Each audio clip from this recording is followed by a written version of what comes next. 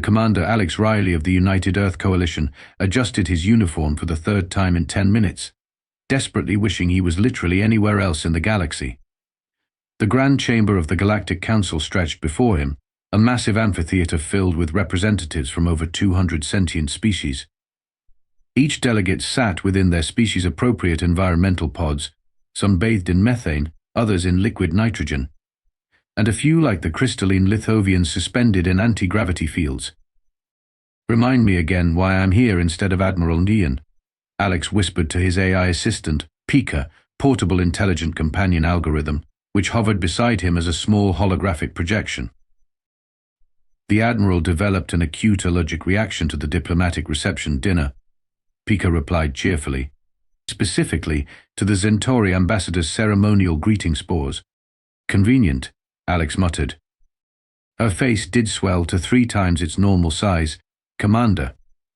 "I said convenient, not suspicious."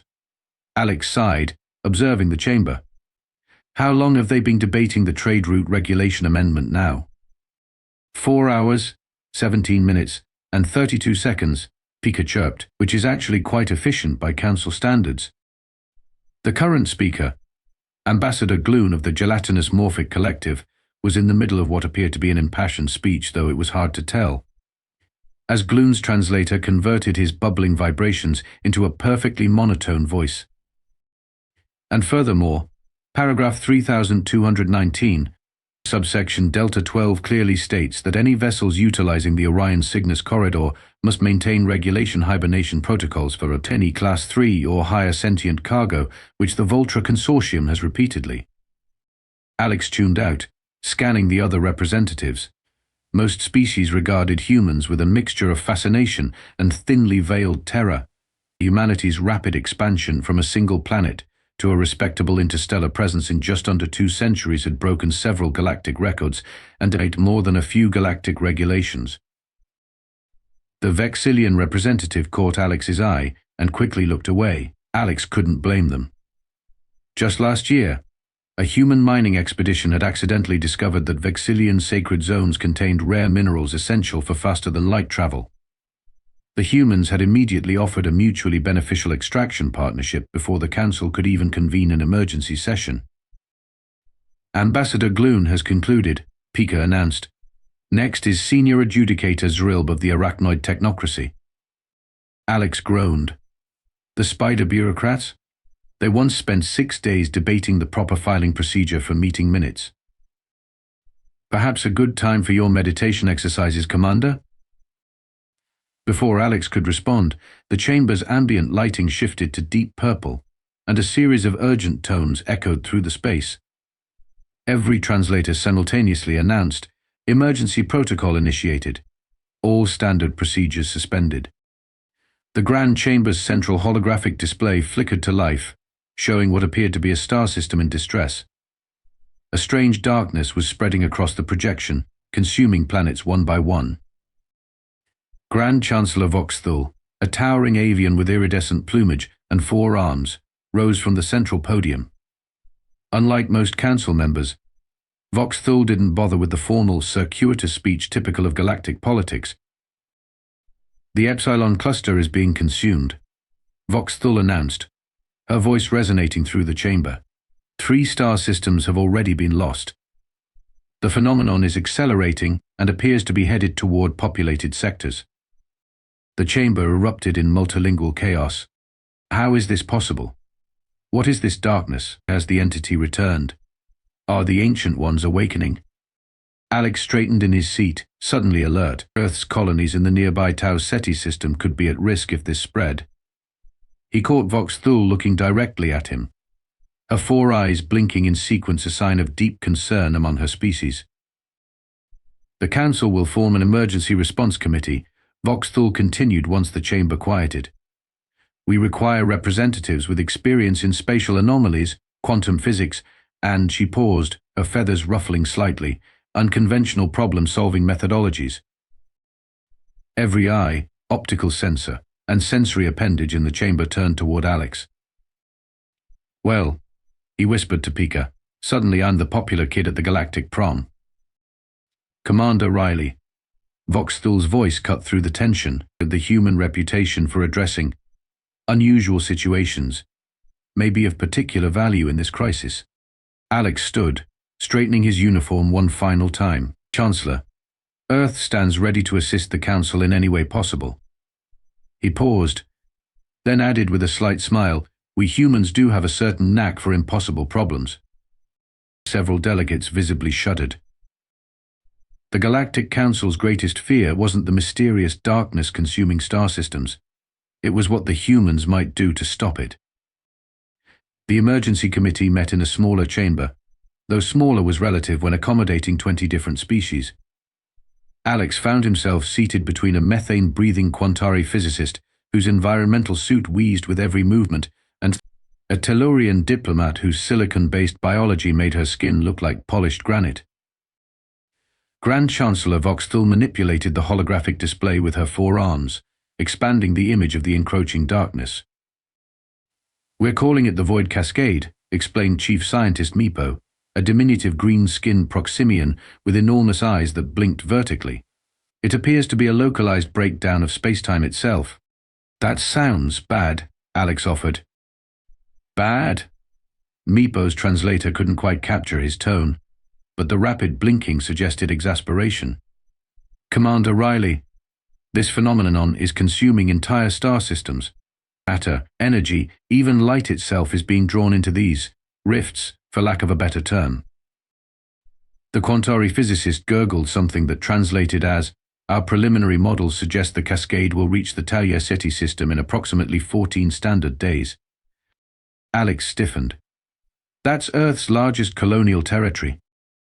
We are aware, Voxthul said, her voice somehow both sympathetic and detached. This is why we've included you in this committee, despite some reservations. The Tellurian diplomat next to Alex made a sound like grinding stones.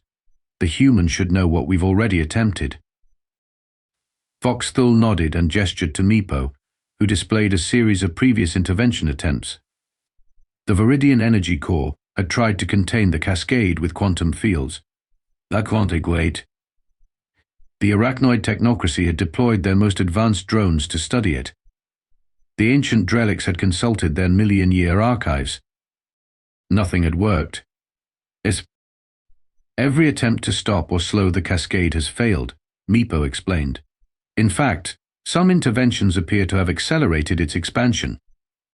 So what exactly are we supposed to do? Alex asked.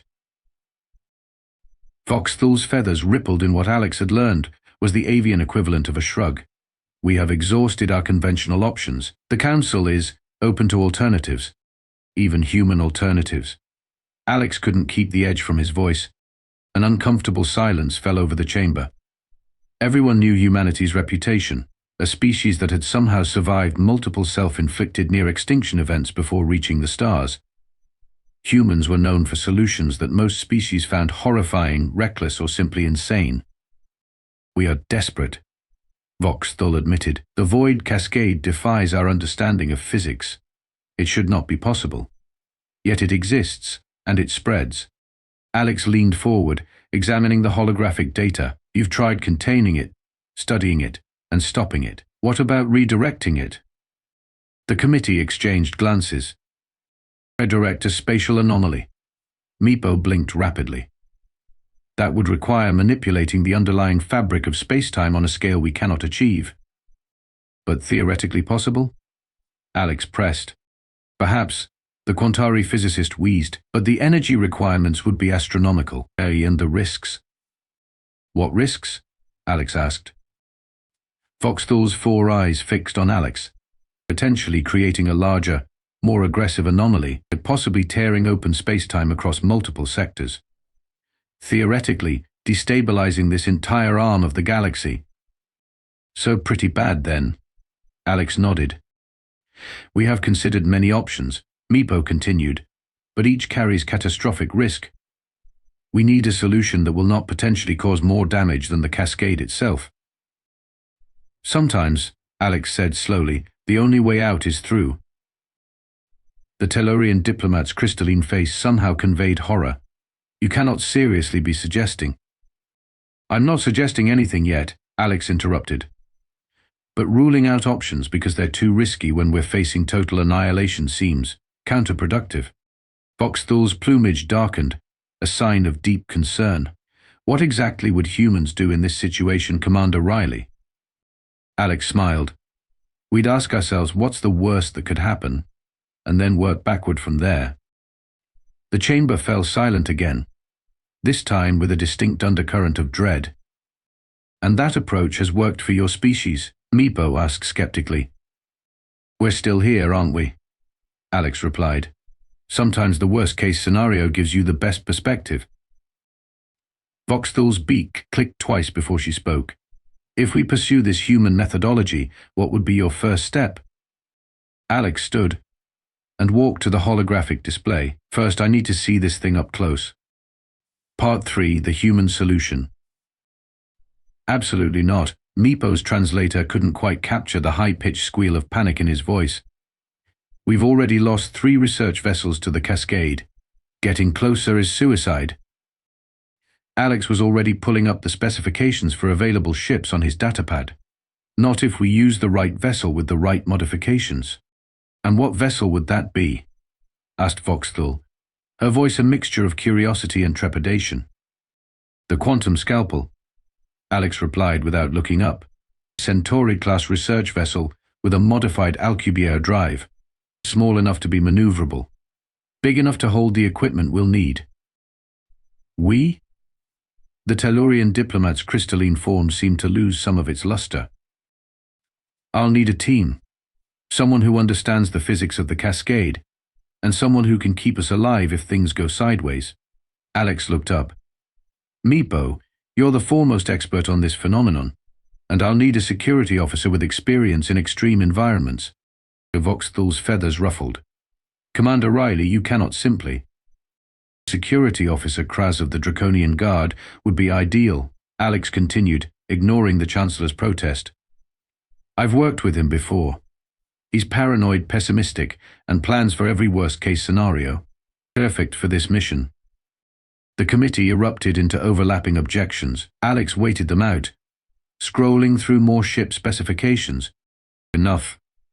Voxthul's voice cut through the chaos. Commander Riley, while we appreciate your enthusiasm, this committee must approve any action before.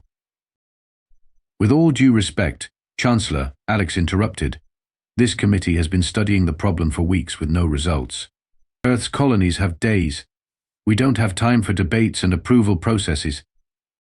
Meepo's large eyes blinked rapidly. But your approach is completely unorthodox. You haven't even told us what you intend to do once you reach the Cascade. Alex shrugged. That's because I don't know yet. I need to see it, feel it, understand what we're dealing with. Humans call it playing it by ear. You wish to play music at the Void Cascade? Asked a confused Quantari physicist. It's an expression. Alex sighed. It means adapting to the situation as it unfolds. Voxthul leaned forward, her 4 eyes narrowing. Commander, you're proposing to improvise a solution to the greatest threat our galaxy has faced in millennia? Pretty much, yeah. Alex grinned. It's what we humans do best. The silence that followed was broken only by the Quantari's wheezing respirator. Perhaps, Voxthul finally said, you would care to elaborate on previous human successes using this methodology. Alex's grin widened. Well, there was the Martian dust crisis of 2157. Our colonists were facing suffocation when the atmospheric processes failed. The solution?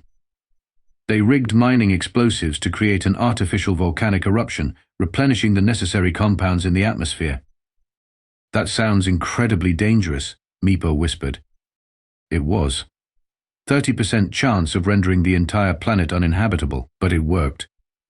And Alex continued, or the Europa submarine incident when trapped under the ice.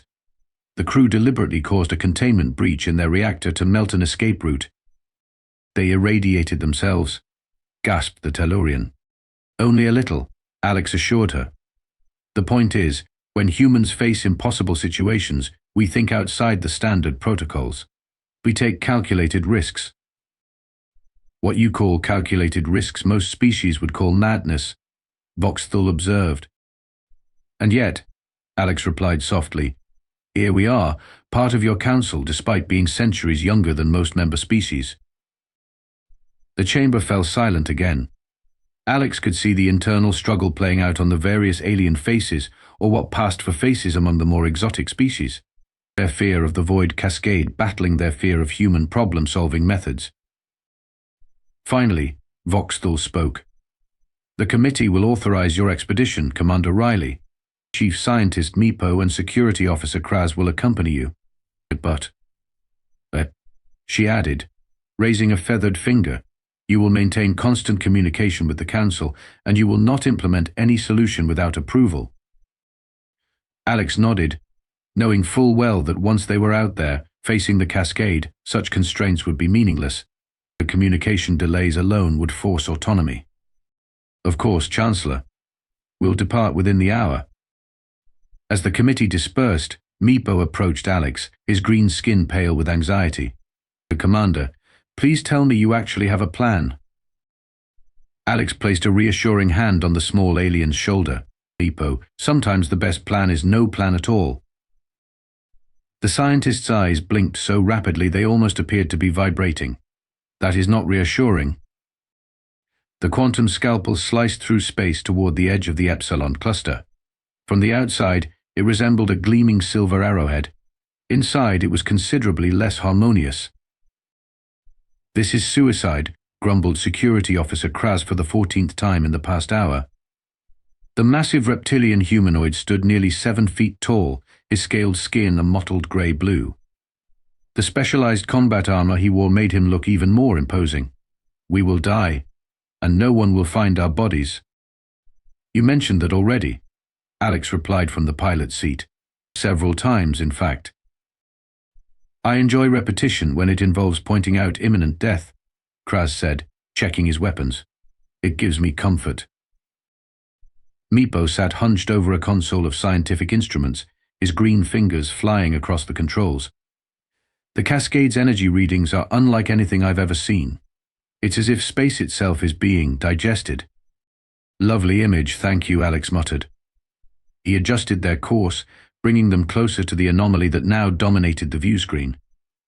From this distance, the Void Cascade appeared as a churning mass of darkness shot through with purple-blue energy. It wasn't just black, it was an absence, and nothing that hurt the eyes to look at directly. We should maintain a safe distance of at least 1 astronomical unit, Meepo advised nervously. Alex checked their trajectory. We're going to get within 0.3 AU. I need to see how this thing behaves up close. 0.3. Kraz's tail lashed violently against the deck. Previous research vessels were consumed at 0.5.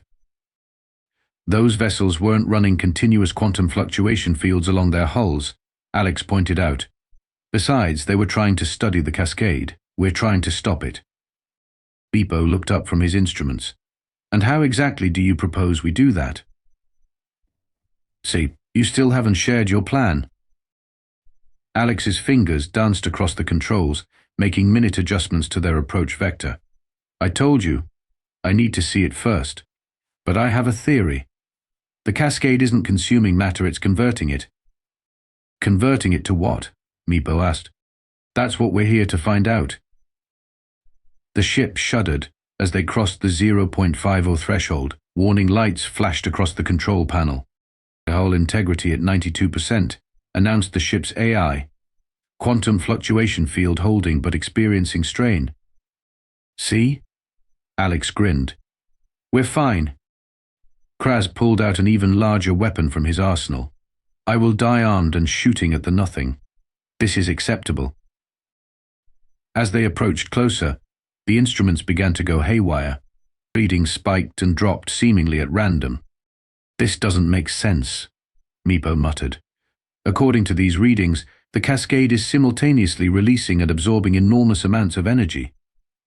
Alex nodded, watching the phenomenon with narrowed eyes. It's not destroying the systems it encounters, it's transforming them, converting them into something else. Another violent shudder ran through the ship. Hull integrity at 78%. The AI announced, quantum fluctuation field destabilizing. I have a bad feeling, Kraz growled. That's your default state, Alex replied, not taking his eyes off the viewscreen. Meepo, are you seeing these harmonic patterns in the energy output? The scientist's eyes widened. Yes, it's almost as if. The Cascade is a conversion engine, Alex finished. It's transforming normal space into something else. The question is, why and how do we stop it? Perhaps we should retreat and analyze this data before our ship is converted along with us inside it, Kraz suggested with remarkable restraint. The ship lurched violently, throwing Meepo from his seat. Hull integrity at 63%, the AI announced. Breach imminent in Section 4. All right, I've seen enough. Alex yanked the controls, banking the ship away from the Cascade. Time for Phase 2. There's a Phase 2? Meepo asked, picking himself up from the floor. Really, of course. Alex's fingers flew across the navigation controls. We're going to feed it. Kraz and Meepo exchanged horrified glances. Feed. The Void Cascade. Meepo's voice rose an octave. Exactly. It's converting matter and energy into something else. So let's give it something it can't convert. Alex pulled up the star charts. We need to find a neutron star. Kraz's reptilian features somehow managed to convey deep existential dread. Human, are you suggesting we feed a stellar remnant to the space anomaly? Not the whole star, Alex clarified, as if that made it better. Just enough to cause indigestion. The quantum scalpel limped away from the Cascade, systems flickering as emergency repairs engaged. Commander Riley, Meepo said carefully, I believe we should consult with the Council before proceeding with this feeding plan. Alex checked the communications array. Oh no, looks like our long-range comms were damaged in our close approach. What a shame. We'll have to make decisions on our own. Kraz let out a sound that might have been a laugh. You disabled them before we left, didn't you? Alex just smiled. Better to ask forgiveness than permission. Now who's ready to steal a piece of a neutron star? This is insane, Meepo whispered, staring at the swirling vortex of superheated plasma being extracted from the neutron star. We are violating at least 17 galactic laws concerning stellar manipulation. Only 17. Alex checked the containment field readouts. I thought it would be more. The quantum scalpel hovered at a precarious distance from the neutron star J271, its specialized extraction array extending into the star's outer layers. The ship groaned under the strain of containing the stellar material, its hull glowing from the intense radiation. Extraction at 87%, the ship's AI announced, containment field stability at 63% and declining. Kraz was methodically checking his weapon for the 23rd time. I calculate our survival probability at 12%. This is actually higher than I expected. See? Alex grinned. Optimism. Meepo's green skin had taken on a distinctly paler hue. Commander, even if we succeed in extracting this stellar material, how exactly do you plan to feed it to the Cascade? Alex's grin widened. Remember those quantum torpedoes the Council said were too dangerous for human vessels? The ones they explicitly forbade after the Arcturus incident? Kraz rumbled. Those are the ones. The Bisur, which you have apparently acquired despite the ban, Meepo concluded, his eyes blinking rapidly. Let's just say they fell off the back of a transport. Alex tapped commands into the weapons console. We're going to load the stellar material into the torpedoes, modify them to maintain containment until impact, and then, boom. Boom, Kraz repeated flatly. Scientific term, Alex assured him. The neutron star material will destabilize the Cascade's conversion process. It's too dense, too extreme to be processed properly. That's your plan? Meepo's voice was faint. Give cosmic indigestion to a space-time anomaly. Extraction complete, the AI announced. Containment field at 41%. Recommend immediate transfer to secondary containment. You heard the lady, Alex said. Let's load up our torpedoes and get back to the Cascade before this ship tears itself apart. The next 3 hours were a blur of frantic activity. Meepo and Alex worked to modify the quantum torpedoes while Kraz kept the ship from falling apart around them. By the time they were ready to depart, the quantum scalpel was operating on emergency power, half its systems offline. The Council is going to execute all of us, Meepo muttered as they limped away from the neutron star. If we survive, which we won't. Now you sound like Kraz, Alex said, patting the scientist on the shoulder. Look on the bright side. If this works, we save billions of lives. And if it doesn't, then no one will be around to court-martial us. They arrived back at the Void Cascade to find it had expanded significantly, now consuming its fourth star system. The darkness seemed to pulse with malevolent energy, tendrils of nothingness reaching out like hungry fingers. It's moving faster, Meepo observed, monitoring the sensors. At this rate, it will reach Tau Ceti in less than 7 days. Alex took a deep breath. Then we'd better get this right the first time. He turned to Kraz. Weapons status? Modified quantum torpedoes ready. The security officer confirmed. Though I maintain this is suicide. Noted. Alex plotted their approach vector. We'll need to get close inside the 0.30 mark. I want to hit it right at the conversion boundary. Our hull barely survived the last approach, Meepo warned. That's why we're going in faster this time, Alex replied. Less time for it to chew on us. The quantum scalpel accelerated toward the Cascade, its damaged engines straining. Warning lights flashed across every console. Approaching 0.50 threshold, the AI announced, hull integrity at 54%. Arm torpedoes, Alex ordered. Armed and ready, Kraz confirmed, his clawed finger hovering over the launch control. 0.4 AU, 0.35, 0.3 AU, counted the AI, hull integrity at 42% and dropping rapidly.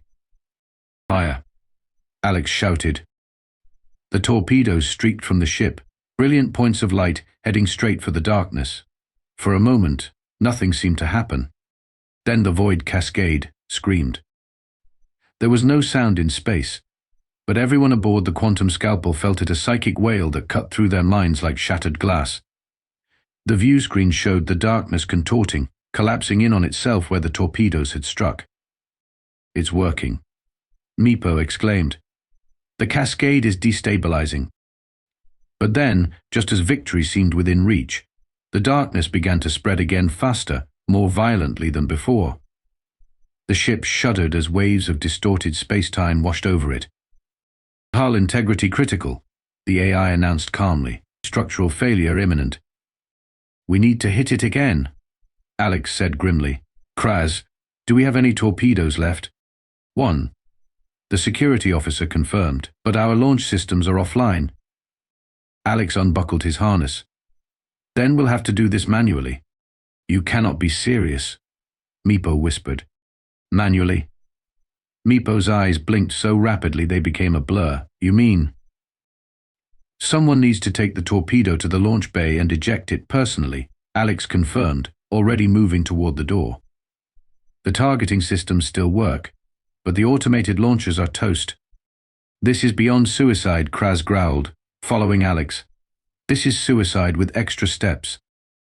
I prefer to think of it as extreme problem solving, Alex called over his shoulder as they raced through the corridor.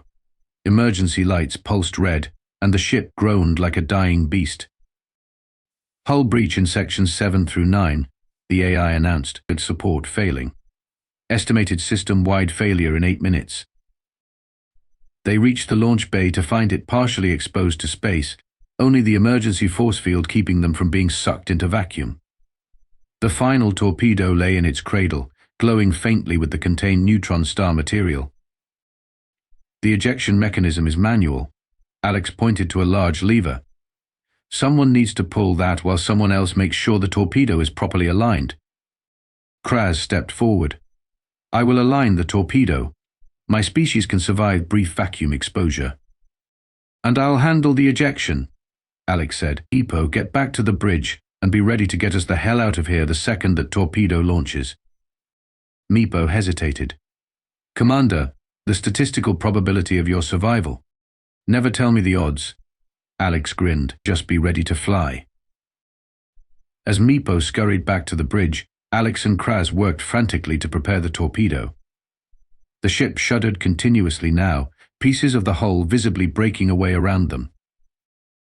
3 minutes until catastrophic failure, announced the AI with the same calm it might use to announce lunch. "Ready?" Alex called to Kraz, who had positioned himself beside the torpedo. The reptilian security officer nodded. "It has been educational, working with a human. Highest compliment I've ever received from a Draconian." Alex laughed. "On 3. 1, 2, 3. Kraz shoved the torpedo into position as Alex pulled the ejection lever. For a moment, nothing happened. Then the force field fluctuated, and the torpedo was sucked out into space, heading directly toward the writhing darkness of the cascade. "Torpedo away." Alex shouted into his con. "Get us out of here, Meepo." The ship lurched as its remaining engines fired, pulling away from the cascade. And through the gap in the hull, Alex and Kraz watched as the torpedo streaked toward its target. When it hit, the universe seemed to hold its breath. The darkness of the cascade folded in on itself, collapsing like a dying star. For a brief, terrifying moment, it seemed to intensify, growing deeper and darker, and then, with a silent flash that somehow blinded them despite making no light, it imploded. Where the Void Cascade had been, there was now nothing. Not darkness, not emptiness, but ordinary space, stars twinkling in the distance. "It worked," Alex whispered. "Holy shit, it actually worked." Hull integrity at 23%, the AI informed them.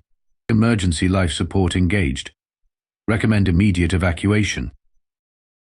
"Let's get to the escape pods," Alex said, clapping Kraz on his armored shoulder. "I think we've pushed our luck far enough for one day." 2 weeks later, Alex stood once again in the grand chamber of the Galactic Council.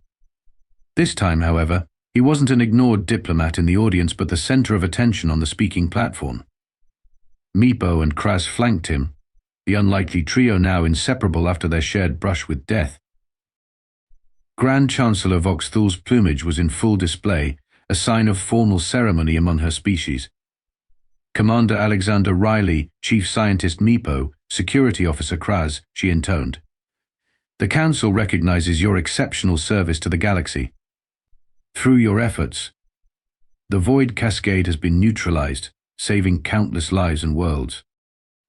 The chamber, usually filled with diplomatic murmurs and whispers, was unnaturally silent. However, Vox Thul continued, her 4 eyes focusing on Alex. "The Council must also recognize the numerous violations of galactic law committed during your mission, including but not limited to theft of restricted weapons, unauthorized stellar manipulation, and deliberate sabotage of Council communication systems." Alex maintained a respectful expression, though Meepo fidgeted nervously beside him. In light of these considerations, Vox Thul's voice softened slightly. "The Council has decided to commend your results while formally censuring your methods. Additionally, a new protocol is being added to the Galactic Charter, specifically regarding human involvement in crisis situations." A holographic text appeared above the chamber. "Protocol 42H, the universal warning, never ask a human what's the worst that could happen." Furthermore, Vox Thul added, "Commander Riley is hereby banned from participating in any Council emergency committee for a period of no less than 5 standard years." "That seems fair." Alex nodded solemnly, though his eyes twinkled. As they left the chamber, Meepo turned to Alex. "I still don't understand how you knew it would work." Alex shrugged. "I didn't. But when you're facing the worst possible outcome anyway, sometimes the craziest plan is the only one worth trying." Kraz rumbled thoughtfully.